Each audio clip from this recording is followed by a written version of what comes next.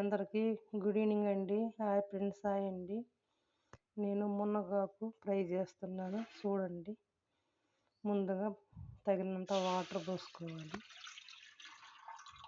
వాటర్లో పట్ట కొంచెము తగినంత ఉప్పు వేసుకోవాలి. హాయ్ అండి.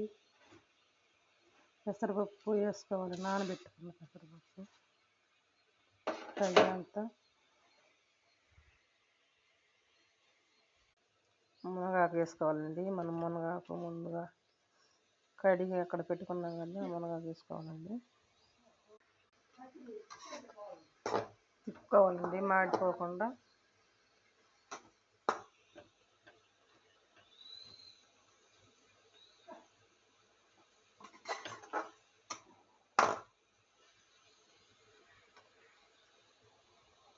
చూడండి, మూత తీస్తున్నాను.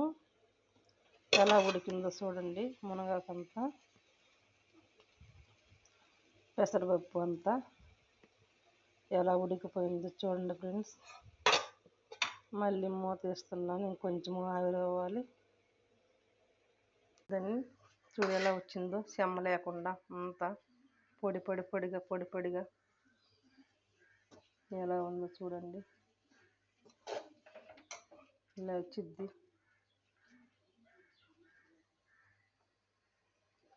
ఎలా వచ్చిందో. మునగాకు అంతా పొడిగా వచ్చింది. దీన్ని ఇప్పుడు మళ్ళీ తీసేసి తాలింపుకి వేసుకుందామండి.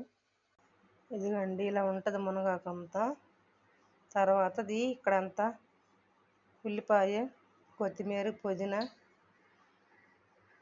పచ్చిమిర్చి కట్ చేసుకున్న తాలింపు వేస్తున్నా చూడండి. ఆయిల్ వేసాను ఇంతకుముందే. ఆయిల్ వేసాను, పచ్చిమిర్చి కూడా వేస్తున్నాను, వెల్లుల్లి వేసాను, కొత్తిమీర, పుదీనా వేస్తున్నానండి. ఉడకబెట్టుకున్న మునగాకు వేసేస్తున్నానండి. ఇంతేనండి. ఇంకా నూనెలో 2 నిమిషాలు ఫ్రై చేసుకొని తీసేసుకోవటమండి. మునగా పొడి కారము పట్టి పెట్టుకున్న పొడి కారం అండి. నేను పొడి కారం పట్టి పెట్టుకుంటానండి, బాగుంటుంది.